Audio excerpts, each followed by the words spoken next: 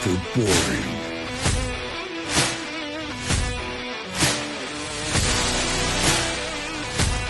Where you can feast with the nectar of the gods.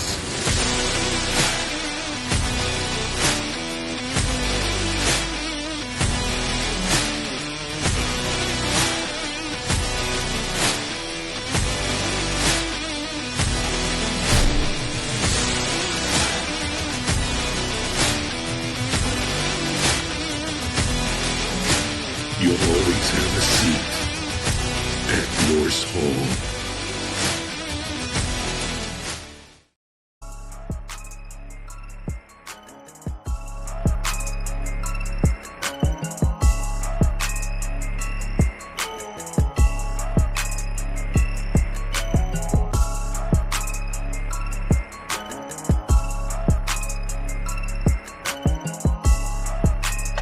Welcome everybody to Top Dog Coverage, where you can find some of the best content NFL. We're going to get into some of the NCAA. You can follow us at Top Dog Coverage on YouTube, X, Twitter, TikTok, Facebook now. Finally got that up and rolling. Instagram, stay connected with us. Let us know everything. Comment, like, hit, subscribe, do it all for more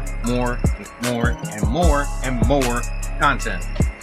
T-Dub, how we feeling, baby? What's going on? Hey, feeling great. I'm happy to get into this episode today. It's a fun division. So, what do we get into?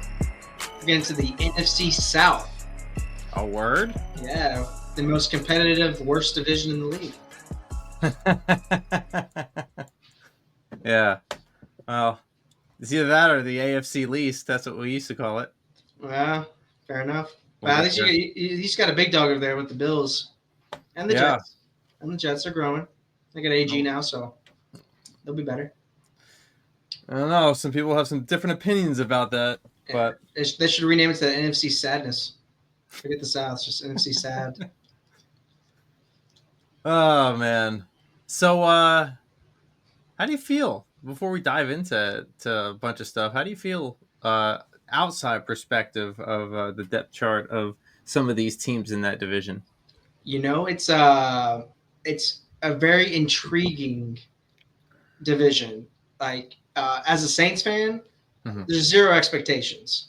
You know, for the first time since 06, you're gonna have an actual new coach with a new vision, new system. It's not gonna be trying to retread the old Sean Payton ways and do any of that stuff. It's completely clean slate. So zero expectations on that end. But Atlanta got better. And Michael Penix is going to his second year, so they're going to be better. Carolina, Bryce Young actually looked fairly good after he came back from his benching. He did. So they'll probably be better, and they've improved. And Tampa Bay they've been the top dog over the last few seasons, win that division. And Baker's been playing lights out. So 41 touchdowns, something like that. Yeah. Boy was balling last year. That's what happens when you have a good coach. Yep. Somebody that believes in you. Yep, and they've had some changes in offensive coordinator, so it's good that he hasn't had that fall off. I mean, he's stayed steady and has developed and gotten better. I mean, I think they were one of the teams to beat the Lions early in the season, right? I believe so. They were certainly a force to be reckoned with, especially with a Todd Bowles defense. Oh yeah. So I think it's going to be sneak. I think it'll be better than it has been the past few seasons, but you never know. I mean, it's been such an up and down division. I mean, going, 5-10 years ago, you had all these elite quarterbacks and you had teams are winning with double digit wins each year. And now it's a race to who can get to 9 wins to win the division. Yeah. So, so before we dive into that, you want to jump into some news? Yeah. There's a couple things going on here, so let's do it, baby. Yeah, let's go ahead. You want to kick us off? Sure. You know what? Let's do that. It's time for the news, baby! All right. News is brought to you by North-Hall.com. So if you guys want some hot sauce, some mead, go find yourself at North-Hall.com. Some of the best hot sauce based in West Virginia and based in one of the greatest places that you can burn couches before a college football game. So, and also brought to you by FGM Label. You guys want some of these awesome tracks, some awesome intros, outros, stuff like that, you go to FGM Label on Instagram. Awesome. I never have anything bad to say about, the label. They always have something ready for me for my next project. So FGM Label on Instagram. Let's jump into some news. Have you heard about any news with Cam Scadabo being accused of ending his ex-teammate's career? No, I have no idea what you're talking about. Okay. So, New York Giants rookie running back Cam Scadabo has been accused of neglect resulting in injury, ending the career of his former Arizona State teammate Matthias Categaris. Okay, citing a recent filming in Maricopa County Superior Court, Jason Wolf of the Arizona Republic reports that Scadabo allegedly jumped up and down on the back of a golf cart during a Sun Devils practice July 31st, 2023, causing the seat to break. Categaris' attorney says he got a really bad laceration, essentially going all the way down to the bone in his elbow. It essentially ruptured his distal triceps tendon 90% of the way, so he required surgery and months of physical therapy.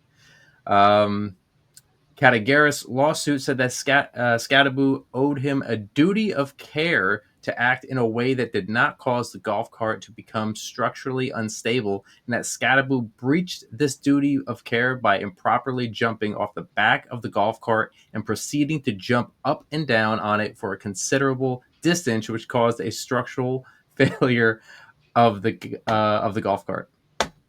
What? Yeah. So, defendant Scadabo's breach was the actual proximate cause of the plaintiff's injury and damages. So, Scadabo was selected by the Giants in the 4th round. We all know this in 2025. Mm-hmm. He denies the wrongdoings, and his attorney wrote in response to the civil filing that Categaris is not entitled to any relief in any form whatsoever. So, Scadabo's court filing asked the Categaris complaint be dismissed with prejudice, and that Scadabo be awarded attorney's fees and costs with interest. Well, my question, okay, if all this went down, where's the video? So, somebody was filming this dude. Somebody's at practice. Yeah, come on. That's wild, though, right? Yeah, that's insane. So he was jumping up and down on the back of a golf cart, and it ruined the seat in the front? It broke something, and it caused, as they were moving, and apparently caused something to break, and it slashed his tricep. And that sounds some wild. I mean, look, Scadabo, he's a bull out there on the field, and he probably ruined some dudes' careers by bull in a China shop. Bull in a China shop, sir. Yes, sir.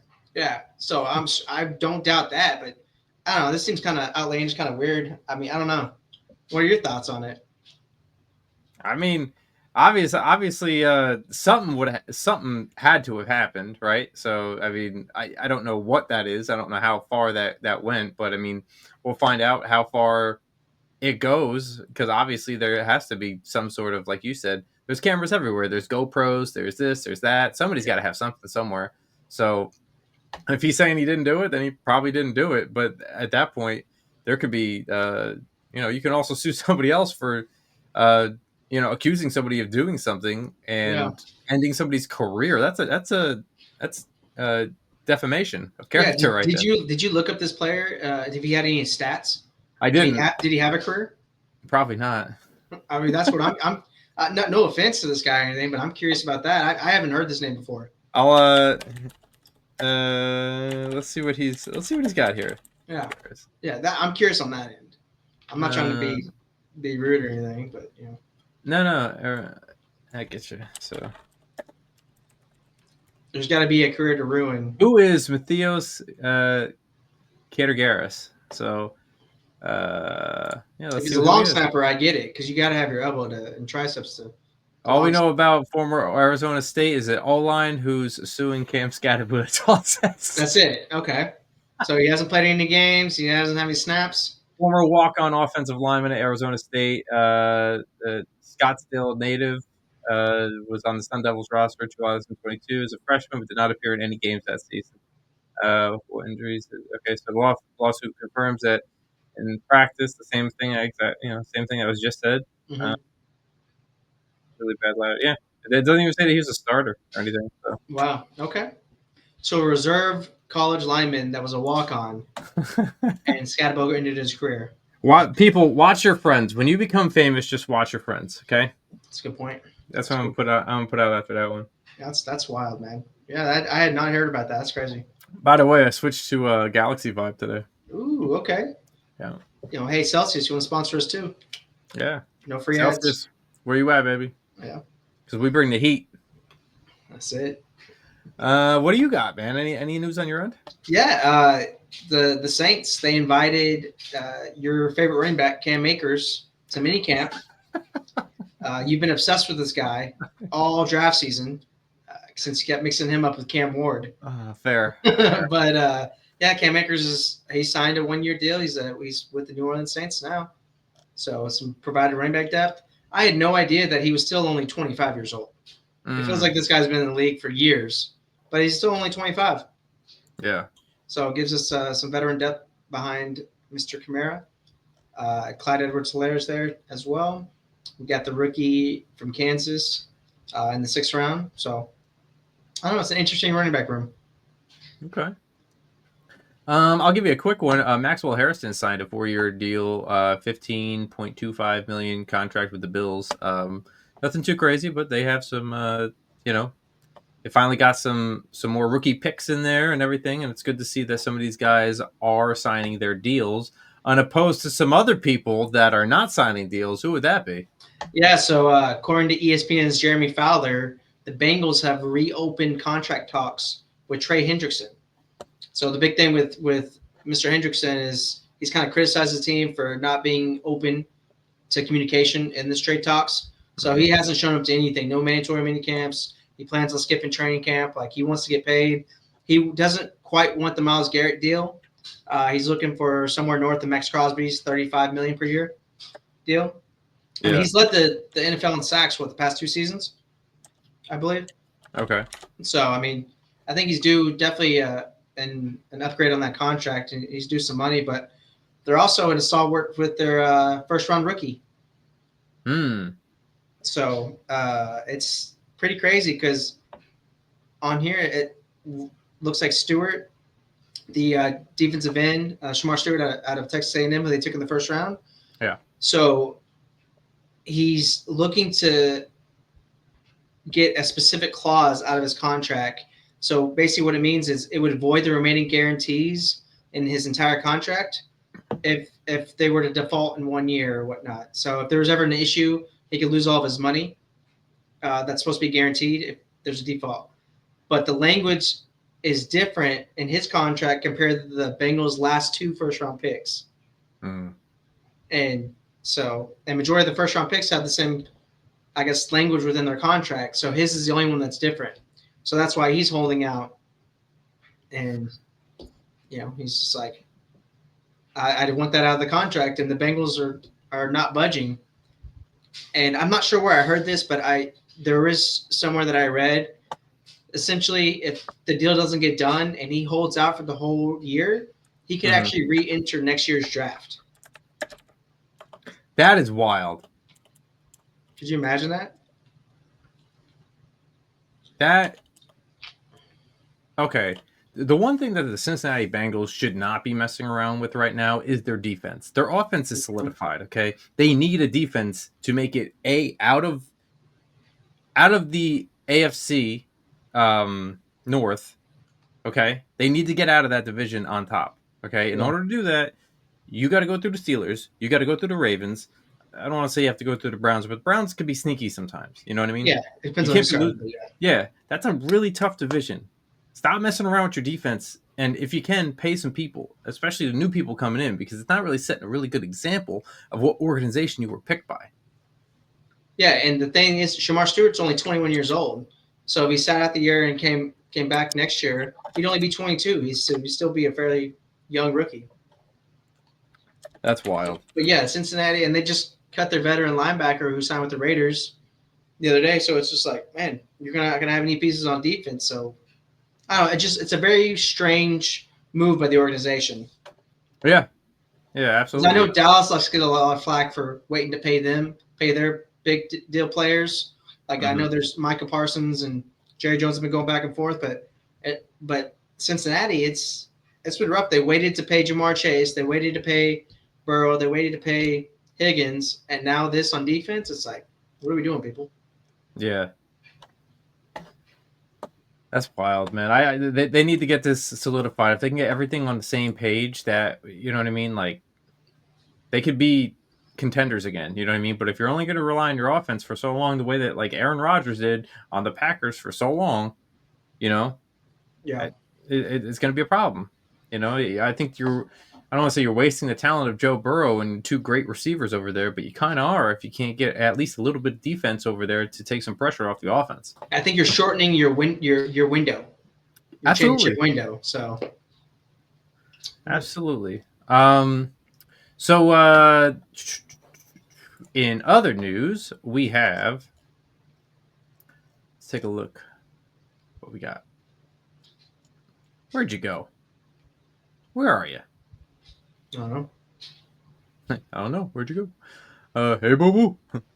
So Jets cornerback Sauce Gardner is encouraged by the extension talks. The team has made an offer to Gardner and wide receiver Garrett Wilson. So they are moving forward with talks. They have obviously told everybody, hey, you know, everybody's buying in right now to the new Aaron Glenn saga. And not only that, he was asked by not only Steve Wilkes, the defensive coordinator, but also Aaron Glenn, gave him a list of stuff to do and said, hey, can you work on this stuff? And he said he's very happy with the way things are going in talks right now, and it's just going to continue to go. So looks like they're picking up his fifth-year option, which will give them another year to solidify sort of a deal that kind of keeps them in the running, and Garrett Wilson as well. So it seems like by the interviews that everybody is kind of on the same page. Also, with I'll throw this out there, Quincy Williams. It does not look like Quincy Williams is going to be asking for a new contract. It looks like he's going to be. It looks like he's going to be paying, or he's going to be playing under $6 million this year. And you know what? Even with $6 million and being a Pro Bowl, you could sit there and ask for more money and ask for more money, even though you had your other linebacker just got paid more than you did. But apparently the culture is starting to turn a little bit over there, and they have everybody bought in. And who knows? Maybe after this year, they can give him a bigger contract somewhere else, because I just don't see them re-signing another linebacker. And I think it could probably up his paycheck after this year, you know? So Yeah, I got a question about Sauce too. shoot. So last year he didn't really play as well as he did as his rookie year, right? Yeah. Do you think that has anything to do with him playing golf now? Um, I don't think it has to do with playing golf. What I do think it has to do with is the fact that there was a leak that came out that said the defense was only meant to play. I don't know if you heard this. The defense of the New York Jets and Robert Saleh had this way of creating the defense to play with a lead, expecting Aaron Rodgers to always have the lead with the offense, and then you can pin your ears back and go after the quarterback. So schematically, that's what they planned on doing the entire season. And when you're starting to play from behind and you don't have good rhythm with your offense, and you're 3 and out and 3 and out and 3 and out, you put more pressure on your defense. And not for nothing, you're going to gas them. And you can't play pin your ears back and go get the quarterback on every play when you're down 15. And it's a different schematic of playing the game. It's a different chess game when you're behind. You can't pin your ears back and go get the quarterback. You have to play accordingly. And I think Yeah. that's what made his numbers go down. I think that's what made his numbers dip. And I think the frustration on the team also knowing that that's still the schematic that we're going to do, because Robert Saleh sat there and was stubborn through numerous games of, no, we're not making changes. Well, hold on. I think I have another question too, because he got Mhm. fired after what, week 2 or week 3? Saleh? Yeah. I think it was week 3 or 4. And in those like first few weeks, they didn't allow a touchdown, right? No. So I mean, I get that it was offense, but the defense was working despite all the extra pressure the offense was putting on them, right? Mm-hmm. So I don't know. Maybe the scheme was working. So that's the thing that because then it didn't tank after that. Then the defense just kind of imploded. Yeah, I mean the defense did implode, but at the same point, I would say this: I think Brick had a really good hold of the defense, right? But when you ask somebody to take more responsibility and he can't solely focus on the defense, that's where I think it went wrong. You know, Yeah. he can't look at everything, and I mean that's where everything went friggin' haywire. Is that you didn't have a tight grasp on it? I mean, look at all these guys that were signed, right? You did have Quincy Williams, you did have uh, Reed come in, and all these guys. I mean, the cornerbacks that you signed was all based upon the 4-man rush that you had. And for some reason, nobody wanted Jermaine Johnson. I don't know why, but nobody in a draft, he was falling and falling and falling, and it just went up. And Yeah, he went in the mid-20s, right? Yeah, somewhere like that. I think traded with the Vikings or something to go get him, and they created this forefront line that was phenomenal, right? And they just kind of created that pass rush to be great. And then he created safeties into linebackers, so they already had speed. They just added weight and had them, so your corners and your safeties don't really, you can have mediocre ones that can look absolutely phenomenal. But when you're playing catch up this entire time, in my opinion, I think and then the coach gets fired. Yeah. That's when everything went downhill, is because people that were never defensive coordinators had to step up and be a defensive coordinator. Yeah, and Jermaine Johnson, didn't he tear his Achilles? Yeah. Last season? They're saying AG's saying he's looking great right now. That's awesome. That's good to hear. But, I digress. I know I just want to pick your brain about your Jets a little bit before we dove into the you know South. Me. I don't get a chance to talk about them a lot. Yeah, you never talk about the Jets. It's gotta let it loose. Felt good. Okay, well, that's today's show, everybody. Yeah, right. Yeah. Good night and good luck. Yep. So, what do you say we jump into some stuff that we really want to jump into, huh? Yeah, let's finish up the NFC. All right.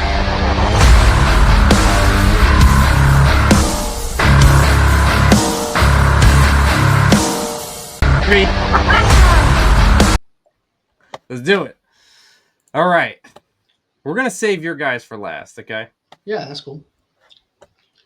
I say let's go and just get the Dirty Birds out of the way, please. I already had it ready for you there, my friend. Right, don't you even worry about it, okay? I don't even want to spend 10 minutes on this team. Okay. So,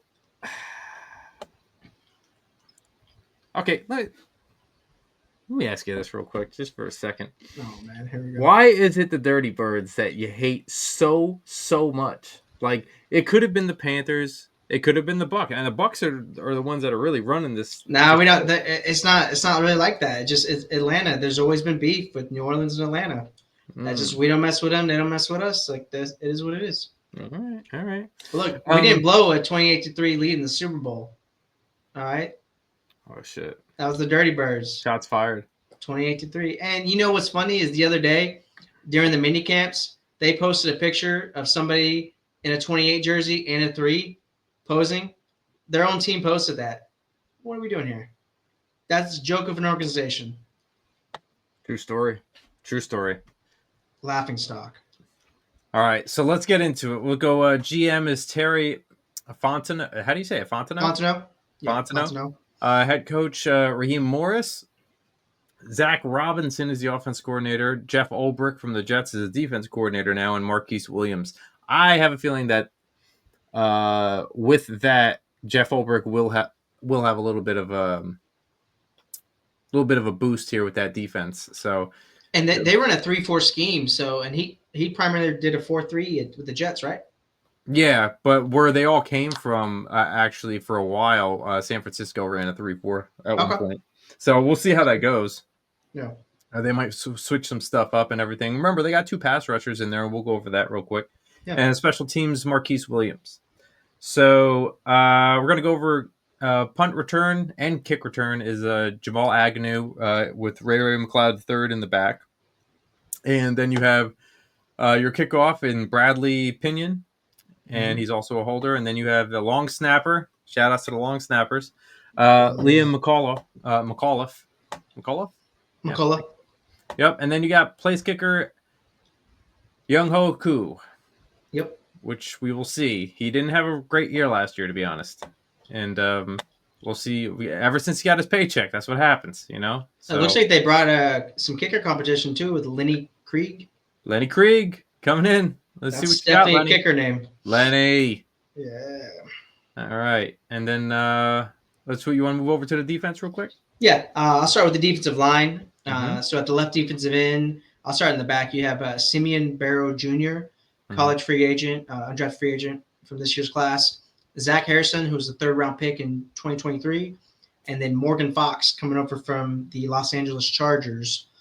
And nose tackle, you have LaCale London, Kentavious Street, and then Rook Ororo, the Scooby-Doo master. Wow, Scoob. That was perfect. Thank And you. then right defensive end, you got Taquan Graham, who was a fifth-round pick in 2021. Brandon Dorless, fourth-round pick in 2024. And then David Onyemata, who they signed in free agency from the Saints. All right. So pretty decent defensive line over there. Oh, I don't know what's going on over I there. don't know what's going on here, buddy. Hold All right. on. All right. Just gonna get out. that was interesting. But By the way, if you ever see those things, do not click those. Okay. yeah, that's a scam. Yep. I'm gonna have to I don't scan know. my computer later on. But yeah, I actually have a pretty good thing on there. Different from I think it's called That's how boring the defensive line is for the Falcons. Is we don't even care. We're talking about computer software and protecting your stuff from the links. Word. All right. Let's jump into the linebackers. All right. So we'll start from the back end over here with Khalid Kareem, who's pretty much a camp body at this point, but Braylon Trice, third round in 2024, a second rounder in 2022, Arnold Ebiketie, and then you have Jalen Walker, first round pick of this year, which is the left outside linebacker. Jalen Walker, 6'1", 245, great athleticism. So yeah, good Georgia pass rusher there over there. Yep. And we'll go to the in the back of the inside linebackers. We got Nick Kubitz and Josh Woods, and now you have signed Divine Diablo from Las Vegas Raiders and Troy Anderson, who was a 2022 second round pick. Troy Anderson, I believe he played safety in college, so he's a really athletic linebacker. And this is perfect for what we were describing before. Is that what Jeff Ulbrich, likes to do along with Saleh? You know what I mean? They like to create their safeties into linebackers. You know, so this is kind of working out perfectly for them. And going to the right inside linebacker, they picked up Caleb Johnson from Jacksonville. They have a fifth-round pick out of 2024, J.D. Bertrand, and then one of your guys from New Orleans. It's been there a little bit, Caden Ellis. Yeah. And going right from that to the right outside linebacker, we're going to start from the back end, is D'Angelo Malone, 2022 third-round pick. And they got another first-round pick here. Remember, they came in for another edge rusher here with James Pierce Jr., and then they also signed Leonard Floyd from San Francisco. Yeah, they gave him a lot of capital to come up to get James Pierce Jr. Yeah, they really did. So if you're looking at your starters right here for your linebacker room, it's Jalen Walker, Troy Anderson, Caden Ellis, and Leonard Floyd. So this is going to be a very, very interesting I don't want to say line, but a linebacker room that could be very diverse. They can have some speed. They can get after it, and we're going to see where they go with that. Yeah, I mean, that's a pretty deep edge rushing group right there. So they'll be able to keep guys fresh and be a tough time for opposing offensive lines. Mm-hmm. All right, I'll get into the defensive backfield. I'll start with the nickelbacks. So you have Kobe Bryant, undrafted free agent in this year's class. You also have the safety Billy Bowman Jr., who was drafted in the fourth round of this year's class out of Oklahoma.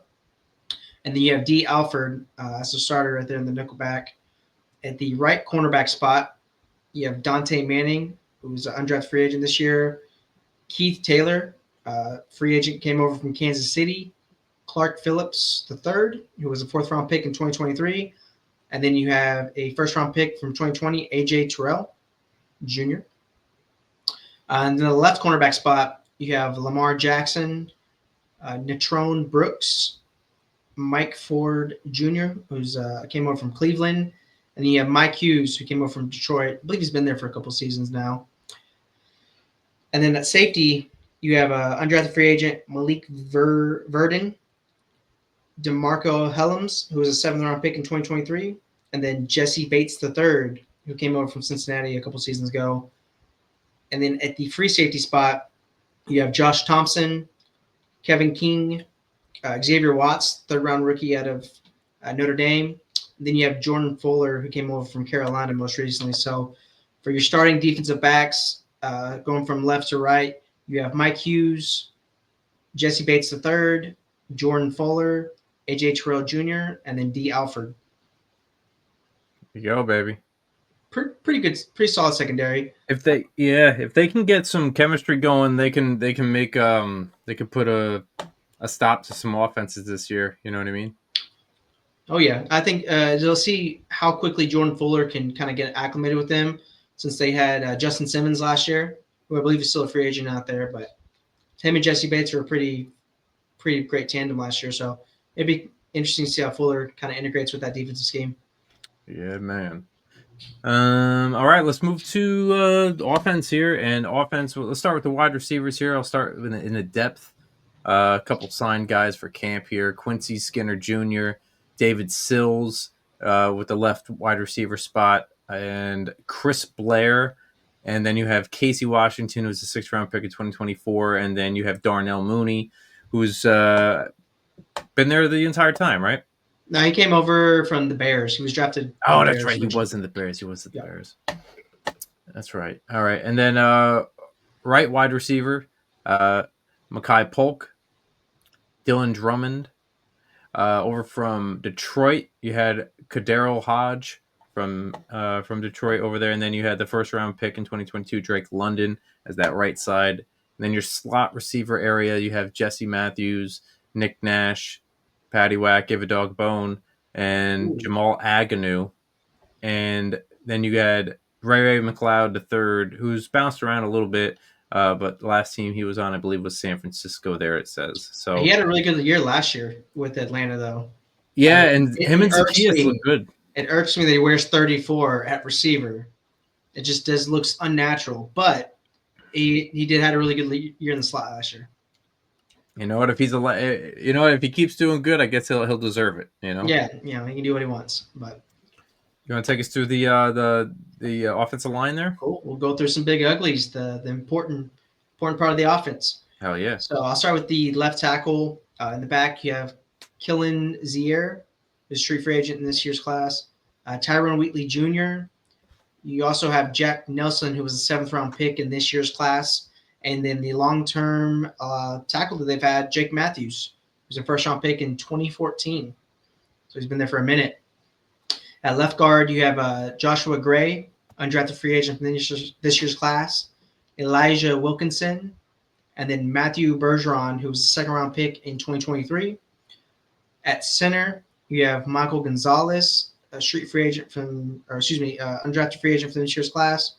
Matthew Cindric, he was a street free agent from this free agency. Jovan Gwynn, who's a seventh-round pick in 2023. And then Ryan Newziel, who looks like he was a free agent in 2021. And then at right guard, you don't have too much depth. You have Kyle Hinton. And then you have the stalwart Chris Lindstrom, who's arguably one of the top guards in the NFL, who's a first-round pick in 2019. Then at right tackle, you have Jordan Williams, undrafted free agent from this year's class, Brandon Parker, Storm Norton, and then Caleb McCrary, who's a first-round pick in 2019. So going from left to right, starters, you have Jake Matthews at left tackle, Matthew Bergeron at left guard, Ryan Newziel at center, Chris Lindstrom at right guard, and then Caleb McCrary at right tackle. There you go. All right, I'm going to get into some tight ends going back down from the running back to the quarterback here. And they got some street guys here: Joshua Simon, Nikola Kalinick, Felipe Franks, Yeah. and Tegan Quitoriano from Houston. Then you have Charlie Warner from San Francisco. And then, of course, you have the number 1 tight end over there in the 2021 first round, Kyle Pitts, who has been disappointing to say the least. Hey, he had 1,000 yards for his rookie year. Okay. He did. And he's still only, what, 24? He is. And I thought, not for nothing, I don't think it's not him. I don't think it's him. It's not his, I think he's a great player. It's not happening over there. And then we'll go down to the running back room. They have a few street guys there: Nathan Carter, Elijah Dotson, Carlos Washington Jr., Jace McClellan, Tyler Algier, who we know is a 5th round from 2022, who's had a lot of production. Mm-hmm. And, of course, your first rounder, 2023, Bijan Robinson, who is a force to be reckoned with. Yeah, he's like your perfect running back. I mean, you really want to put a running back, you build a running back in the lab, comes out Bijan Robinson. That's him. And then your quarterback situation: Amari Jones. You have they got Easton Stick from the Los Angeles Chargers, and your secondary is Kirk Cousins, who we all know got that massive contract, and then your starter this year is Michael Penix Jr. So we'll see how long that lasts, and if Penix can, solidify that role and hold it for the entire year. If not, you still have I think you still have a really good backup right there. So, But that's what we got for the Atlanta Falcons. So, yeah. And we will move on to the Carolina Panthers. Carolina. You want to start us off there, bud? Yep. So they have a new GM in Dan Morgan. I believe he's a former player, correct? I think he was a linebacker. Was he? Okay. I think so. Head coach Dave Canales, offense coordinator Brad Idzik, defense coordinator Ejiro Evero, and special teams coordinator Tracy Smith. So Dave Canales was intricate in helping Geno Smith have a career year, Baker having a career year.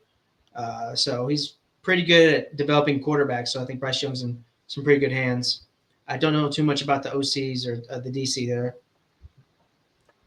But it does look like Dan Moore. Dan Morgan? Huh? Dan Morgan? Dan Morgan. Hold on. Yeah, I think Dan Moore is the left tackle from the Steelers that got that big deal for the Titans. Yeah, it was. But then Daniel Morgan Jr. is he was grew up in Clifton Heights, football league near Philadelphia, Upper Darby High School. Trying to find former linebacker. That's what he was. Aha.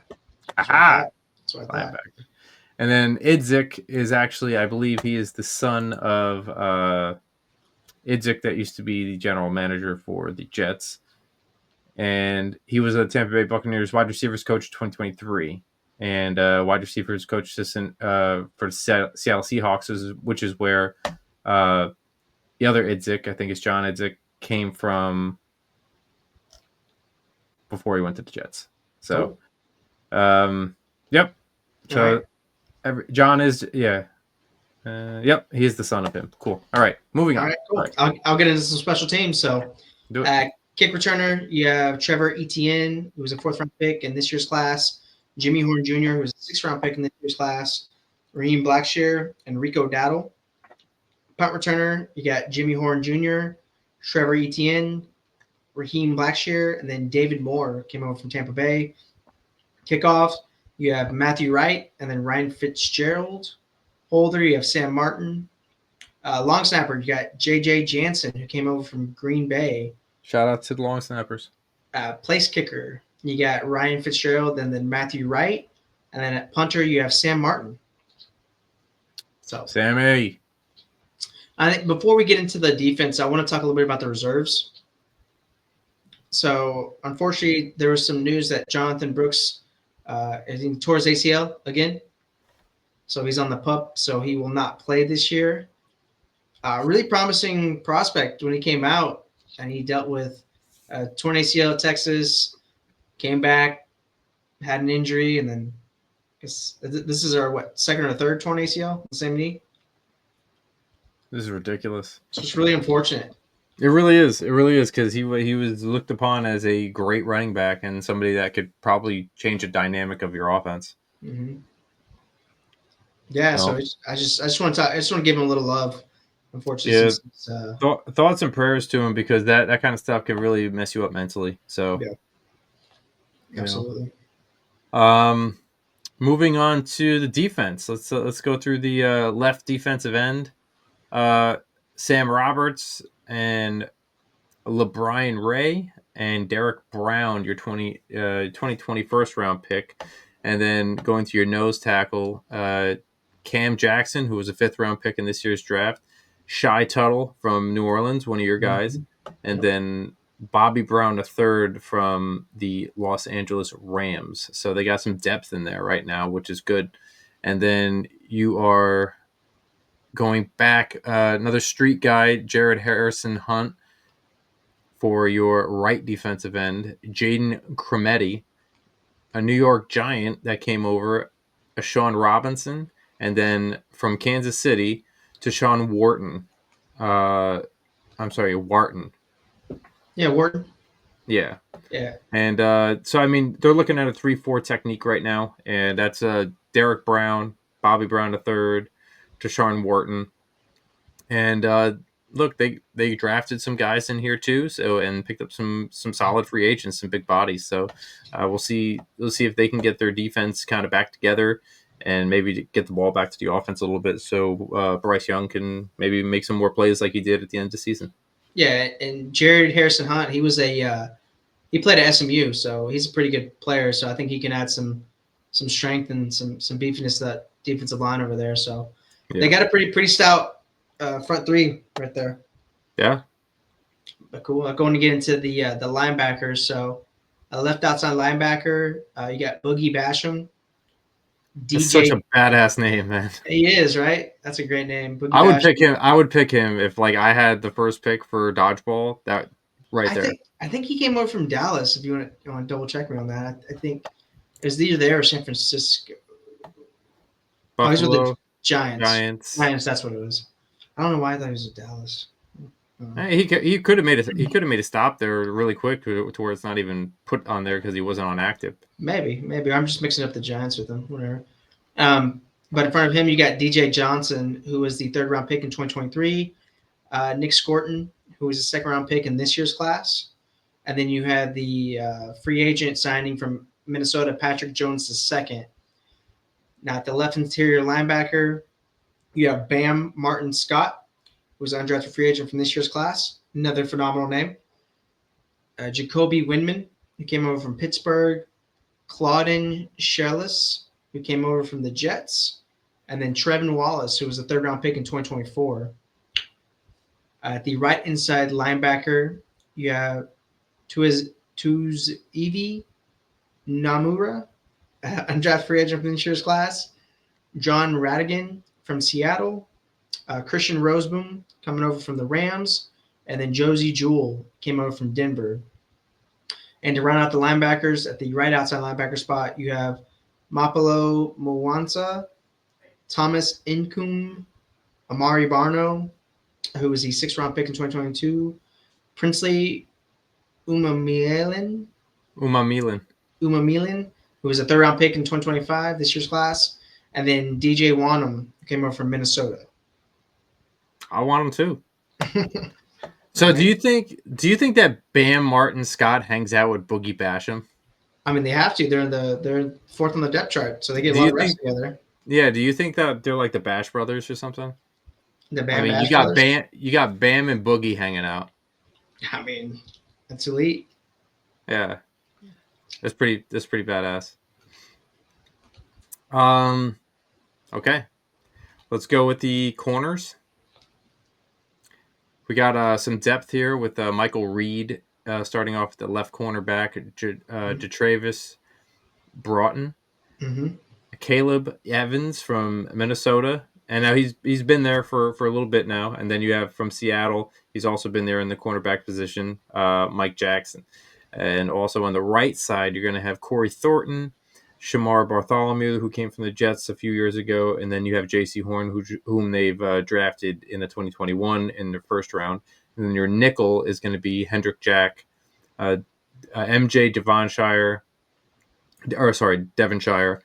from Las Vegas, and Show Smith Wade from the 2024 draft last year, fifth rounder. So you're looking at your corners being Mike Jackson, Mike Jackson, J.C. Horn, and Shaw Smith Wade. Not too bad. They actually work pretty well together, but now they have a little bit of depth. They made some signings on the other back end too. So we're going to get into that with the strong safety and free safety. So you got some camp bodies with Isaac Gifford, and you made a 2025 fourth round pick in Lathan Ransom, and then you have your starter over there from, again, another Las Vegas guy, Trevon Morig. And now you have your free safety with Trevion Thomas, Nick Scott coming from Cincinnati a few years back, and then Damani Richardson coming in that free safety position. So depending on how they're going to use these guys, it's going to be very interesting to see. They have 4 different guys starting out of 11 over here.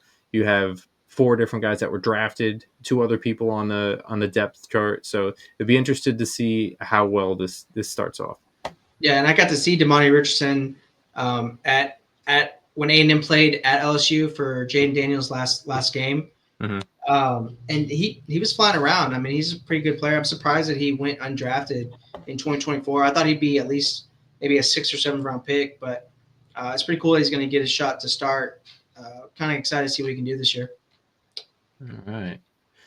You want to take us through the offense here? Yes, sir. So I'll get started at the left wide receiver spot. So you have Kobe Hudson, undrafted free agent from this year's class. I think he played at Central Florida. Dan Chisena, David Moore coming over from Tampa Bay, and then the first round pick in this year's class, T-Mac, Teteroa McMillan. Mm-hmm. And then at the right receiver spot, you have Jacoby George, undrafted free agent for this year's class, Bryson Tremaine, Jalen Coker, and Xavier Leggett, or Leggett, whichever way you want to pronounce it. Mm-hmm. And then at the slot receiver, you have TJ Luther, Hunter Renfro. Welcome back, Hunter. Jimmy Horn Jr., the 6th round pick in this year's class, and then Adam Thielen, old man Thielen. So from left to slot, you have T-Mac, Xavier Leggett, and then Adam Thielen as your starters at receiver. Let me go over that real quick. Just 6'4" T-Mac, 6'4", 212. Okay. Xavier Leggett, 6'1", 227. Then Adam Thielen, 6'1", 195, but he's already solidified. Okay, he's getting a little bit older. That's fine. That's a pretty solid wide receiver room right there. Absolutely. And then you have Jalen Coker. He got a lot of playing time last year. Yeah, he's another big body, right? He is. He's 6'1", 213. So I mean, it's good size. And you just got Jimmy Horn, who is a smaller guy, 5'8", 174, but he's perfect going into that slot. Mm-hmm. And that's where Adam Thielen is right now. It's kind of like the older you get, the more you're going to use that kind of bigger body to go into the slot, get those quick catches, just keep moving the chains because you still have the experience. And once Adam Thielen when he retires, Jimmy Horn's going to come in young, ready to roll. I really believe that. Yeah, I think Adam Thielen, you're able, as the older you get, you're able to find those open spots in the zone, be a security blanket for your quarterback, but also you have Hunter Renfro backing them up in the slot as well. So that's excellent depth. He dealt with some injury that kept him out of football for a little bit, so now he's back. So it's great to see his journey, and I'm glad he's doing well enough to come back and play some football. Yeah, man. Let's go into the line real quick. The offensive line, starting with the left tackle and the depth here. We got Brandon Walton, Brady Christensen, the 2021 third round pick, and then you have Ikam Ikwanu, the 2022 first round pick as your left tackle. And then going back to the left guard, they got somebody for camp body, Jatir Carter, Jarrett Kingston from San Francisco. And then you have Damian Lewis that came from Seattle a few years back. And then your center spot is looking like Steven Losoya, who is another body camp. Cade Mays, who was drafted in 2022 in the 6th round. And Austin Corbett from Los Angeles Rams. I forget when he came back there. A while ago. He's been on this offensive line for a while now. Okay. And then your right guard, Luke Condra as your 3rd string, Chandler Zavala as a 4th round pick of 2023 is your 2nd string, and then you have Robert Hunt, who came over from Miami a few years ago, and then your right tackle is looking at camp body Michael Tarquin, Green Bay pickup from a year or so ago, Yash Nijman, and then Taylor Moton.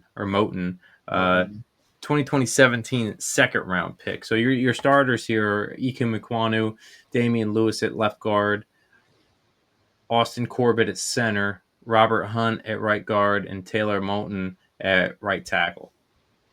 Very nice. Cool. I'm going to get into some tight ends and some backfield options here. So tight end, you have undrafted free agent Bryce Pierre, a street free agent James Mitchell, street free agent from 2024 with Dominique Daphne, 5th round pick Mitchell Evans from Notre Dame, I believe. 4th round pick from 2024 Jatavian Sanders, Texas legend, and then 3rd round pick Tommy Trimble from 2021 as your starter at tight end. At the running back spot, you have Kayron Lynch Adams as undrafted free agent, Imani Bailey, Raheem Blackshear came over from Buffalo. 4th round pick Trevor Etienne. The free agent signing Rico Daddle from Dallas is your backup running back. And then Chuba Hubbard, 4th round pick from 2021, is your starting running back. Yep. And the quarterback room, you have Ethan Garbers, undrafted free agent from this year's class. Jack Plummer, undrafted free agent from last year's class. Andy Dalton, the old Grizzly redhead, still getting it done. The Red Rifle, baby. The Red Rifle. Elite. And then you have the 1st round pick in 2023, Mr. Bryce Young, as your starting quarterback. All right. Hopefully he can get it together. Yep. Get his stuff going. And with that, that is your Carolina Panthers. We will move on to the Tampa Bay Buccaneers. Arg, matey. Arg, matey. All right.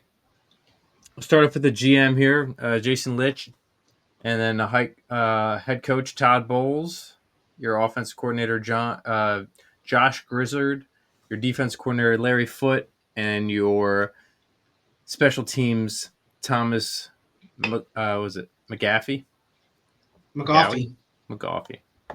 I have no idea. I'm gonna go with McGaffey. All good. Larry Foote was also a former linebacker too, wasn't he? He played for the Steelers. Larry Foote. I think he played for the Steelers and Lions, I want to say. I can do some research real quick. And Josh Grizzard, I feel like he was just born with the Grizzly Bears. Steelers, Lions, and the Cardinals, sir. Yes, I forgot the Cardinals. So. Yeah, you would. Yeah. No. Great work of knowing all that. I can't remember all that stuff. But I have a bunch of useless information in my brain that just floats around. That's it. It's fair, man. Anything important? Not gonna remember it.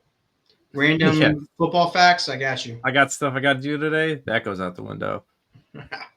So your kick returner is starting from your player 3 is Bucky Irving, Raheem Jarrett,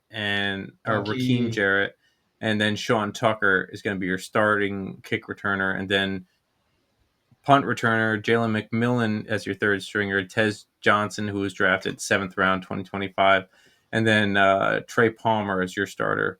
And you have your kickoffs is Chase McLaughlin, and you have some little camp competition with Ryan Coe, and your holder is going to be Riley Dixon from Denver, and behind him would be Jake Julian. And wait, we have a holder competition here. And we do. That's it. Yeah. Yep. And also, those same guys are going for the punting spot. So So we'll see how that goes. But then you got your place kicker in Chase McLaughlin, and again Ryan Coe is right behind there. And shout outs to Evan Decker, the only long snapper on this team. So it looks like they are really working out on special teams here. They're trying to push as hard as they can because sometimes special teams can make a game. So absolutely, it's the third phase of a game for a reason. Mm-hmm. Offense, defense, and special teams. Some people like that coaching as that fourth phase, but we're going to stick to just the main three for now. Yeah, fair enough. All right, let's get into some defense, man. I am an admirer of the Tampa Bay Buccaneers defensive line from afar. I hear you. Close afar, but they've got a lot of guys that I really like a lot. So yeah, I'll start with the left defensive end. Start from the back. You have Eric Banks, Mike Green, then 5th round draft pick from this year's class, Elijah Roberts, played at SMU, who's just a monster of the last couple seasons. I believe he led the college football in pressures over those last 2 seasons. So great get by them, great value in the 5th round. And then you have 2nd round pick Logan Hall from the 2022 class, which I have a fun story about him. Okay. I'll get to it at the end of this right here. Nash Hutmatcher. Man, that's a tough one. That is a good one. Nose tackle. Then you have the 400-pound phenom, Desmond Watson, rocking number 56 at the nose tackle spot. Greg Gaines coming over from the Los Angeles Rams. And then you have the starter, Vita Vea, who was a first-round pick in 2018. And then the right defensive end spot, you have Devon J. Thomas, who was undrafted free agent of this year's class. Adam Gostis. You have C.J. Brewer. And then you have Kalijah Cansey, who was a first-round pick in 2023. So that is your defensive line for the Tampa Bay Bucks. Dude, between Vita Vea and Desmond Watson, there's over 800 pounds there. Yep. Is that your tush push answer right there? That might be. I think so. So now they're going to, when this happens, they're going to start getting creative and doing play action off of this tush push stuff. Mm-hmm. Or there's going to be some sort of wrinkle with it that's going to make it unstoppable again. Do the Bucks play the Eagles? I have no idea. I'm sure. Maybe. I'm sure they did last year. They did last year. I don't know if they do this year. Yeah. All right. Let me get into the linebacker spot right quick. Before we move to linebacker, sorry. I'll tell my story. I'll make it quick with Logan Hall. So in the 2022 draft, we go to the combine every year, right? Yeah. So that year I went to the combine. I'm not sure if you made it that year or not. I think that might have been the year you missed it. Not 100% sure. Okay. But after the combine, we get done, we do all of our networking, we have a great time, and we fly back. Well, on my flight back, I got stuck. I got my seat changed or whatever, and I had a window seat. And so I'm sitting there, I'm by myself for the first, while we get done boarding, I'm sitting there by myself for a while. And then all of a sudden, this massive dude just starts walking down the thing and sits right next to me. This dude's, 6'6", 290. This is for Logan Hall. He's tall. He's big. He's 6'6", 283 pounds. That's a big. He sits right next to me. Just for perspective, I'm 5'3", so I'm not a very tall fella. This massive dude just sits next to me, and his thighs are so big. It's like his thigh is leaning over the seat, and it's basically on top of my thigh. So I'm being squished in the window seat the entire plane ride home. And he's like, "Oh, hey, my bad. I'm kind of big." I was like, "It's all good, man." And I got to talk to him a little bit about his experience, and I was like, "Hey, how was the testing? How was your experience? How was the interviews?" And he said it was a really great experience. He was really lucky to go through all of it, and he wouldn't get into too much of the interviews and stuff like that. He said some of them were kind of wild, but it was a good time. So you hear that a lot about some of the interviews. Yeah. So that's pretty good. That's pretty dope. Yes, sir. 6'6". I don't know how you fit in one of those small seats. The middle seat. He was in the middle seat of the plane too. Poor guy. I mean, poor guy for you too. You're getting squished into the window. Your face is on there. Yeah. That's great. So shout outs to Logan Hall. Yeah. He's definitely top dog of this He's gonna be a top dog today, just because he treated you with respect. Fair enough. Top So, dog. so we're gonna go left outside linebacker. Let's start with Warren Peoples in the back end, and David Walker is a 4th-round pick in a 2025. Anthony Nelson in a 4th round in 2019, and then Hassan Reddick getting signed to that left outside linebacker spot. Something that Yeah. Todd Bowles would love. He's your favorite. Yeah, this guy. How old is he now? 34? No, I don't even 30. think. Yeah, I was like, I don't even think so. 30. Sorry. We're not all right about everything. Then you got starting with your left inside linebacker, Nick Jackson, Antonio Greer Jr., Deion Jones, and then you have, of course, the one and only Levante David. You know, Deion Jones has played for almost every NFC South team. He played for Atlanta, Carolina, now he's on Tampa Bay. Wow. I didn't know that. Yeah. Now, Levante David, he is 35. Yes, he's an older fella. Still rocking and rolling. Tampa Bay legend. 2nd round pick in 2012. What were you doing in 2012? Partying. I was 2 years removed from high school. Yeah, I was 8 years out of high school. Oh, okay. There you go. Yeah, a little old. Right inside linebacker, John Bullock. They got Anthony Walker from Miami this year, and then Servosia Dennis, a 2023 5th round pick. And then your right outside linebacker, you have Jose Ramirez, Marquise Watts, Chris Braswell, who was drafted in 2024 in the 2nd round, and then Yaya Diaby, 2023 3rd round pick. So not for nothing, this could be very scary, as Todd Bowles knows how to run his defense pretty well, with Hassan Reddick, Levante David going to your right side, Servasia Dennis, and then Yaya Diaby. That could be kind of scary, knowing that you have a lot of weight in your front 3 too. So because it's Absolutely. a 3-4 base. So cool. I'll get into the secondary. A lot of youth in the secondary, but I'll start with the left cornerback spot. You have undrafted free agent Roman Parody from this year's class. You have Tyke Funderburk, street free agent from last year's class. Josh Hayes, a 6th round pick in 2023. Zion McCullough, 5th round pick in 2022. To round out your left cornerback spot. At the strong safety spot, you have Rashad Wisdom, Kayvon Merriweather, and then 3rd round pick Tyke Smith from 2024. You got some cool names. Yeah, really diverse secondary here.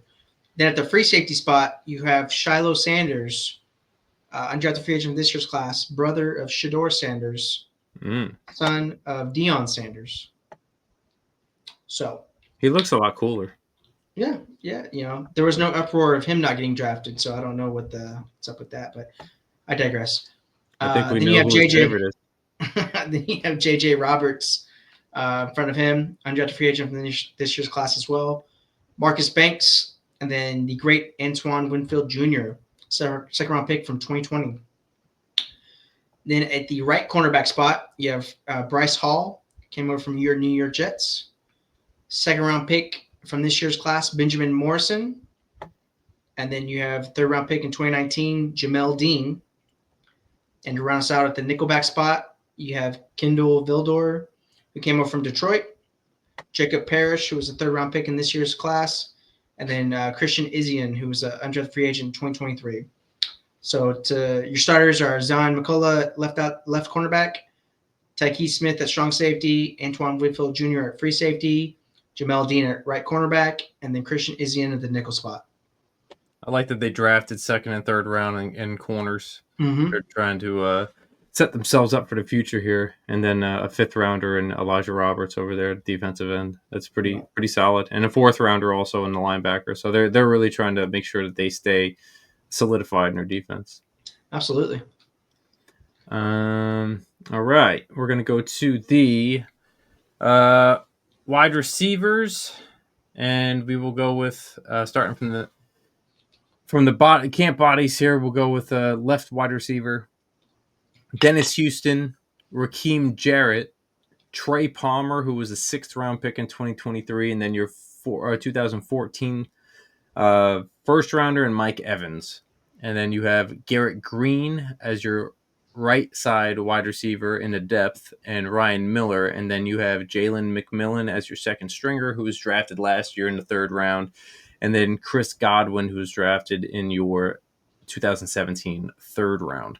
Your slots are looking like Cameron Johnson, Tez Johnson, who was drafted in this year's 7th round, and Sterling Shepard, New York Giants. He was there last year as well. And then you also got another toy in the 1st round, Emeka Egbuka in the 1st round. So going it over, left wide receiver Mike Evans, right wide receiver Chris Godwin, and then your slot is Emeka Egbuka. And then I'm going to go into the depth here because I think it's really important that they have this. Is Trey Palmer behind Mike Evans, Jalen McMillan behind Chris Godwin, Sterling Shepard behind Egbuka, and then you drafted another slot guy in Tez Johnson. You have a lot of depth here, and if anybody goes down, it is the next man up. I think this is a great room.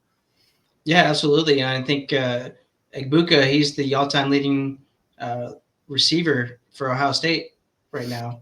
Played there all 4 years, so really great player, great route runner. And Sterling Shepard, I believe he played at Oklahoma with Baker, so I believe that's a Baker signing all the way. All right. So I'm going into the offensive line. Mm-hmm. A lot of depth here.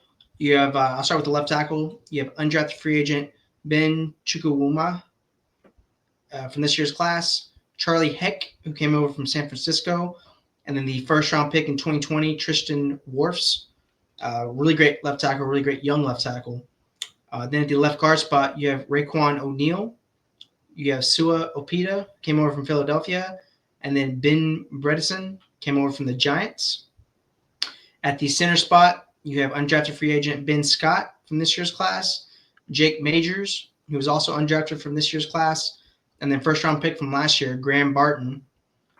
And then at the right guard spot, you have Luke Haggard, street free agent from 2023. Elijah Klein, for a 6th-round pick from last year. Then you have Cody Mock, who was a 2nd-round pick in 2023. And to round us out at the right tackle spot, you have Lawrence Metz, Garrett Greenfield, Silas Dzansi, and then Luke Gadecki, who was a 2nd-round pick in 22. So I'm going go with the starters. Left tackle, you have Tristan Wirfs. Left guard, you have Ben Bredesen. Center, you have Graham Barton. Right guard, you have Cody Mock. And then at right tackle, you have Luke Gadecki. So pretty strong, stout offensive line. I think they'll be able to run the ball a lot better this year, especially with the emergence of the backfield that you'll get to talk about here in a second. But pretty stout offensive line. I think he's going to be Baker upright and then open up those rushing lanes for the running backs. All right. I'm going to go into the tight ends over here in the depth chart, and we're going to go Tanner Tola, Devin Culp, who was a 2024 7th-round pick, Ko Kieft, who was a 2022 6th-round pick, Payne Durham, who is a 2023 5th-round pick, and then Cade Otton, who has been on this team for a while now, a 4th-rounder at 2022. I'm going to jump into the running backs, and they got Josh Williams, kind of a camp body, DJ Williams, kind of the same, Sean Tucker, who has been on this depth chart for a while, Rashad White in your 2022 3rd round, and Bucky Irvin, your 4th round out of Oregon in 2024, which him and Rashad White are going to be, they're going to be sharing that backfield and, see how that goes.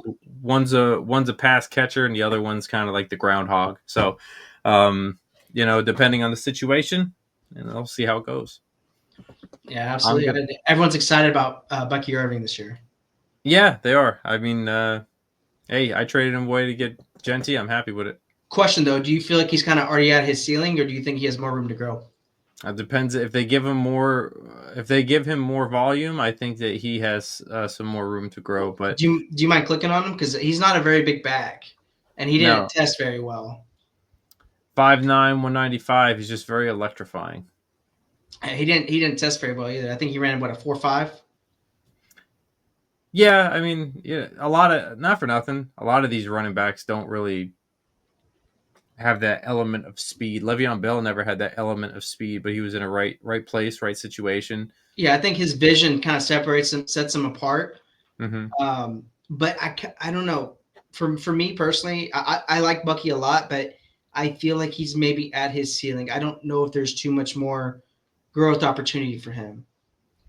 Yeah, I mean, we'll see what he looks like coming out the gate. It really does depend on the scheme, right? Like if they want to run the ball down their throats, and they have a lead, and he gets a better ceiling this year because he did have a lot of breakthroughs, after contact and making extra yards and stuff like that, and great for him. But I think you could be onto something there. What if that's not the case, and what if he can't get any farther than that? Just food for thought. Mm-hmm. Dude, I'm gonna let you take the quarterback position here. All right, cool. Well, I'll start with the camp body. You have Connor Bazelek, who was an undrafted free agent in this year's class. Michael Pratt, the Tulane sensation from last year's class. You have Kyle Trask, or as you like to say, Kyle Trash when you text it to me. Second round pick from 2021. And then you have the legend, Mr. Baker Mayfield, as the starter, who came over from the Rams. Most people know him as the first overall pick in the 2018 class of the Cleveland Browns. Bounced around the league, got traded to Carolina, went to the Rams, and in 2 days ended up playing and helping win that Thursday night game. But I've been a huge fan of Baker since he was at OU. He was actually one of the first walk-ons to start for a Power 5 program when he played at Texas Tech, transferred to OU. So I've been watching his career for a really long time, been a huge fan of his forever. I'm really glad to see him thriving. I'm glad he found a home. I wish it wasn't in the division of where my favorite team is, but it's always good to see him go out there. He's been growing every single year. Recently had a daughter this past offseason last year. So it's really good to see him thriving. I love to see him in Tampa Bay. So shouts out to Baker. Looking forward to another great season. Good old Baker. And that's your Bucks. That is your Bucks. With that being said. Yes.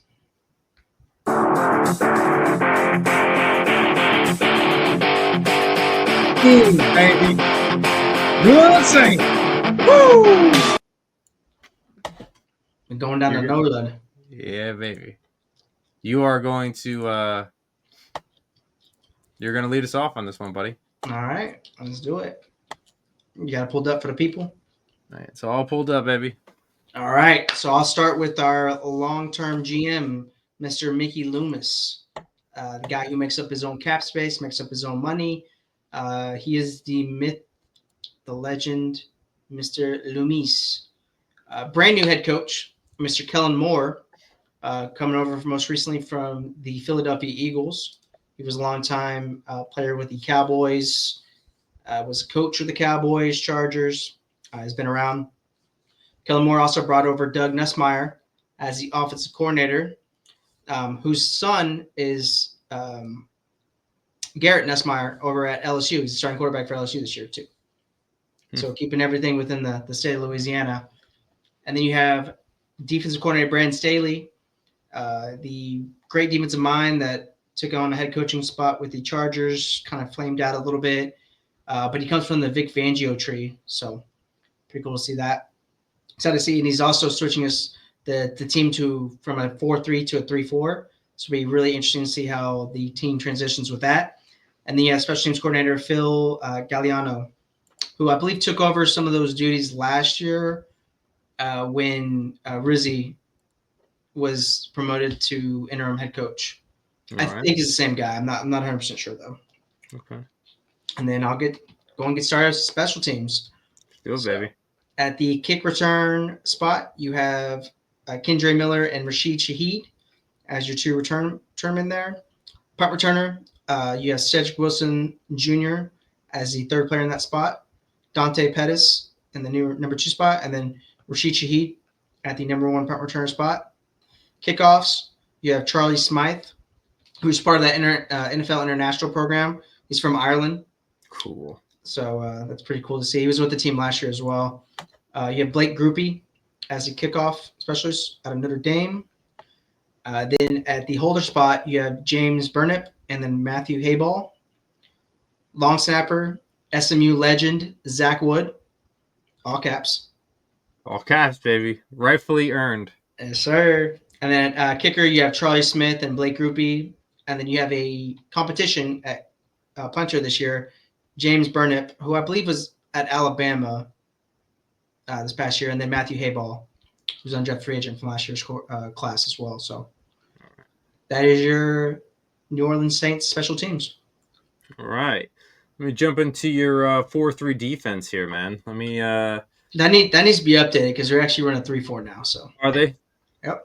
I was gonna say I was looking at it and I was like, okay, well, we'll run through it. Starting with Jasheen Davis in the back end.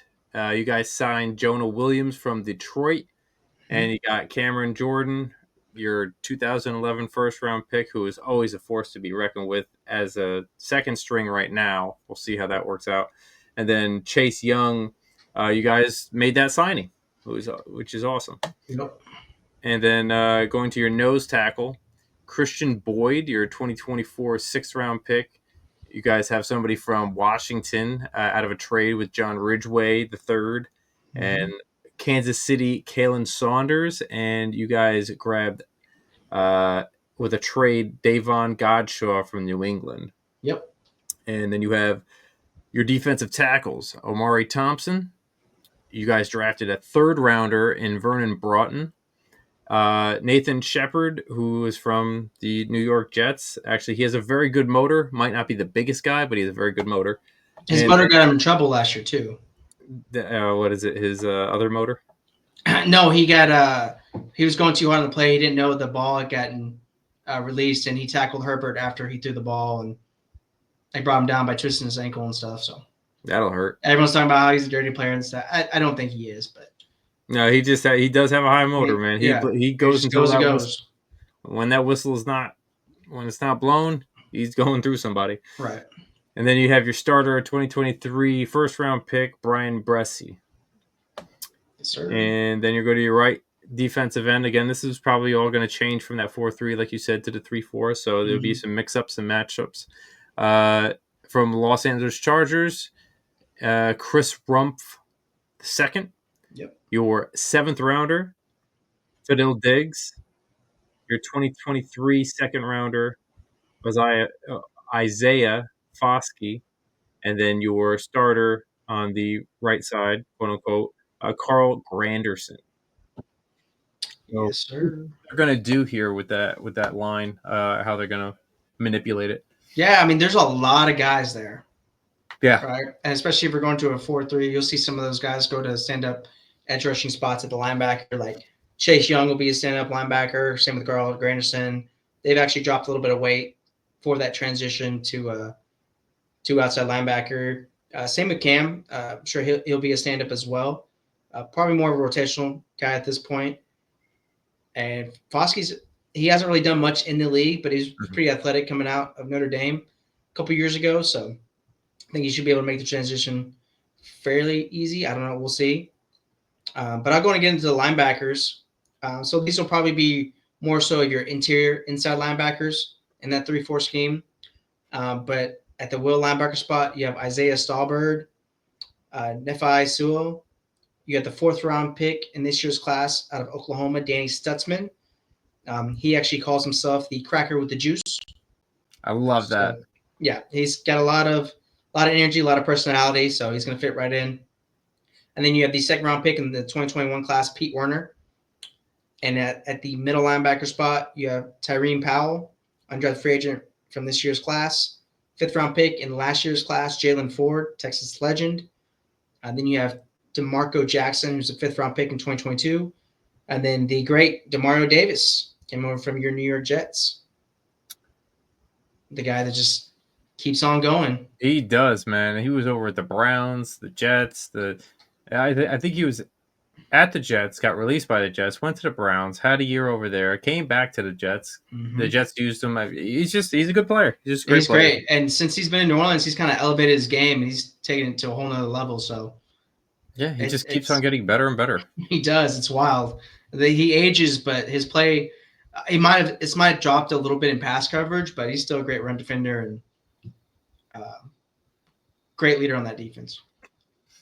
All right, let me jump into the corners. Okay, left corner. We'll start from the depth here. Dallas Beanham, your 2025 fourth round pick, and Quincy Riley, and then your 2024 second round pick from last year, Kool-Aid McKinstry, which is a great pick last year, by the way. Yep. A lot of speed over there. And then I'm going to go to the right cornerback. We'll go Rezjan Wright, Rico Payton, and then your guy Isaac Yadam from San Francisco that you guys signed this year. Mm-hmm. And then your nickel back would be Travion Fluellen, Hugo Amadi, and Alante Taylor would be your starter. So you'll go over to your strong safety in Terrell Burgess, who was signed. Where was he? Where do I know that I name want to say from? he's with the Rams, right? And he's been Buffalo. everywhere.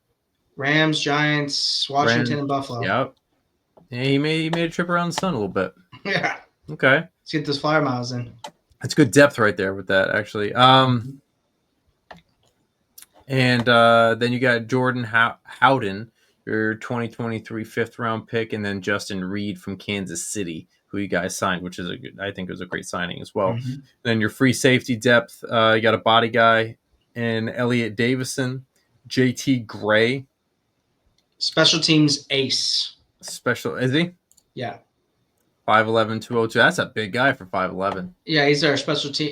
He's a great gunner. He's always a captain. So.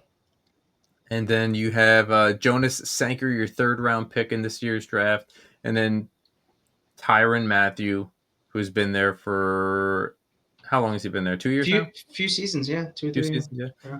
So your secondary over there is left side cornerback Kool-Aid McKinstry, your strong safety Justin Reed, your free safety Tyrann Mathieu, your right cornerback Isaac Yadam, and your nickel back Alante Taylor. Not too shabby. Not too shabby, but I would definitely like to see the team add another guy.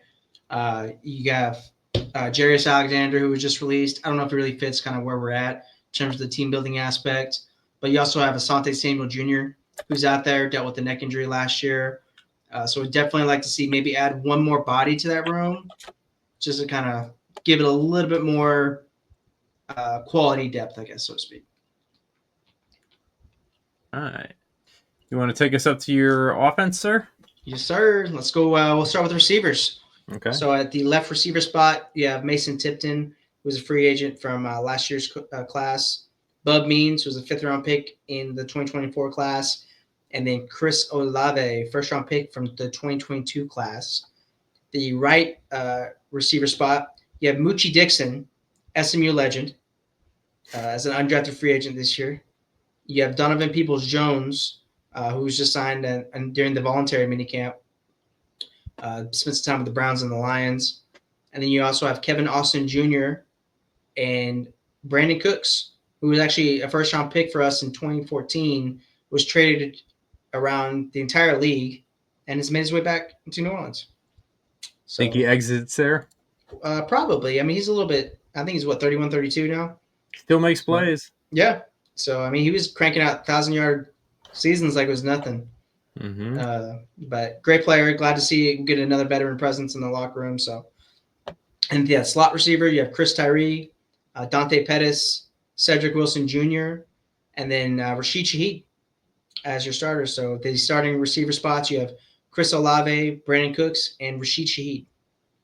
A lot of speed over there. A lot of speed. Not a lot of size, but a lot of speed. Yeah. All right, let me move into the offensive line here. You got Easton Kilty. You have a guy from Dallas that has been on your area since Christmas. Yeah. Josh Ball, and then your first rounder this year in 2025, Kelvin Banks Jr., solidifying that left tackle spot. Moving over to left guard, Kyle Hergile, and then you have Dylan Reduns that was signed from Tennessee.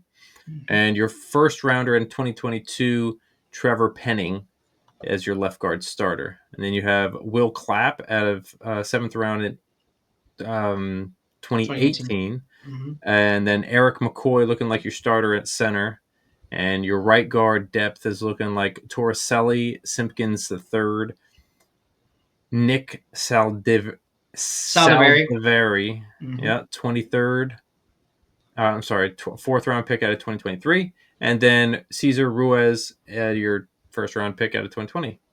And the right tackle depth is looking like Josiah Ezerim, your seventh rounder out of 2024. Landon Young, your sixth rounder out of 2021. And then your first round pick 2024, Talise Fuaga, who is a force to be reckoned with himself. So looking across the way, you're looking at left tackle Kelvin Banks Jr., left guard Trevor Penning, center Eric McCoy, right guard Cesar Ruiz, and right tackle Talise Fuaga. And what do you notice with that theme on the offensive line? Everybody's a first rounder, baby. Except for Eric McCoy. Everyone's a lot of investment in that offensive line. So, yep. As we know, as evaluators, offensive line is the most important position next to quarterback. But you got to be able to protect the quarterback. So a lot of investment in the offensive line. So good to see that.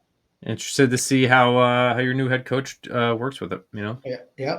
And then a lot of tight ends on this team. So I'll go ahead and get started with the back depth. Jeez. Yeah. So you have Dallin Holker, who's an undrafted free agent in last year's class. Jack Stoll came over from Miami. Trayton Welch. You have Michael Jacobson. Malachi Matebo, who's a seventh round pick in this year's class. Taysom Hill, the utility player, do-it-all Swiss Army knife. And you have Foster Moreau, who came over from Las Vegas. And then Jawan Johnson, who was an undrafted free agent in 2020, converted from receiver to tight end.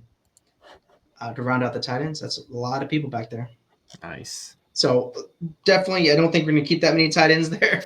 Yeah. But lots of depth. And you have Foster Moreau's coming off a knee injury. Taysom Hill is also coming off a pretty serious knee injury. So I think that's why you have a lot of depth there. Yeah. Take us through, baby. This is your team, baby. All right. Let's get started with the running backs. So newly signed Cam Akers. Most recently, it was with Minnesota. I think he spent half the year with Minnesota, some part of it with Texans, came back to Minnesota. But he's now in New Orleans. Velus Jones Jr., coming over from Carolina, who came out as a receiver. Now he's moved to running back. So Marcus Yarns, undrafted free agent from this year's class. Xavier Valade, who's a street free agent from the last year's class. Clyde Edwards-Helaire came over from the Chiefs as our fourth string running back. Devin Neal, who was a sixth-round pick in this previous draft class out of Kansas. Then you have Kendre Miller, who was a third-round pick in 2023, who's not been able to stay healthy, but he's got incredible talent. He just has not been able to stay on the field. And then you have franchise legend, Mr. Alvin Kamara, who's a third-round pick in 2017, who is the all-time leading rusher and all-time leading touchdown scorer for the New Orleans Saints. He's been everything for the team.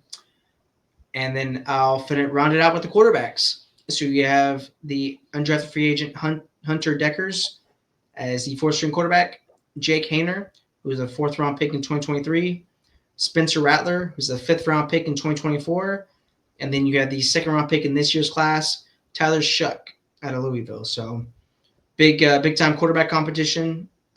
Most likely to be Shuck versus Rattler. It's kind of been neck and neck based on what I've heard in minicamp. Mm-hmm. But from what I've heard from the team, watching the interviews and whatnot, it seems like both guys are really buying into the competition and they're kind of elevating their game. So whoever makes it out on top, it'd be really great to see. And you know that each guy is giving it their all. So it'll be pretty fun. Two young guys, but that's the New Orleans Saints. Good old New Orleans Saints. The rebuilding New Orleans Saints. Be an interesting season in that division. Yes, it will. see how everything rolls. And I'm really interested. I am very excited to see Kellen Moore do his thing. Not so much against the Jets, but maybe Fair against enough. some of your other teams, and I'll allow that. That's Yeah, fine. I've really liked what he's done so far with the team in terms of like a leadership standpoint. I Mm-hmm. mean, they've done a lot of team building exercises, a lot of different things to get build more camaraderie around the team, and uh, it's really cool to see him. I'm sure he's had a lot of notes and a lot of stuff that he's wanted to implement, preparing to be a head coach someday, and it's cool to see his vision and kind of see the team rallying around him. So it's a nice breath of fresh air to not have any of the Sean Payton cloud hanging over us anymore. Yeah. No more Payton disciples or any of that stuff. It's a brand new day, fresh start, and like I said, beginning of the show, zero expectations. So let's go out and Yeah. ball. Let's have some fun. Yeah. Absolutely, man. So that's really all we have for you today, guys. Depth chart. If you guys have not heard of us or you're just hearing about us, make sure that you guys follow us on well, damn near everything. Okay, so it's Everything. at Top Dog Coverage, TOPDAWGCOVERAGE on YouTube, X. I'm not gonna say because it really is. It's Twitter, Yeah, it's YouTube, Twitter, TikTok, Facebook, and Instagram to stay connected with us. All right, guys. So hopefully you guys enjoyed the show. Hopefully you guys understand a little bit more than when you came in. That's the whole point of everything. And hit that like button, hit that subscribe button, leave a comment. Make sure you guys are having a lot of fun on Spotify and Apple by swiping up, hitting those 5 stars, leaving comments, making sure that you are all in on Top Dog Coverage. We are out. C-Dub, Dirty, we out. Peace. Peace.